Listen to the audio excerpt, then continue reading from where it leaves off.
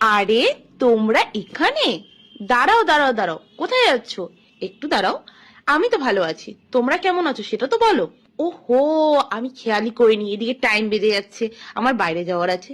আর যা গরম, উফ কি অসহ্যকর। এই গরমের মধ্যে কি ড্রেস পরা যায় বলো তো? হ্যাঁ, সামার ফ্রেন্ডলি ড্রেস আছে আমার কাছে, চলো তোমাদের সাথে শেয়ার করে নি। 1 2 3 স্টার্ট। এই দেখো, চট করে রেডি হয়ে গেলাম।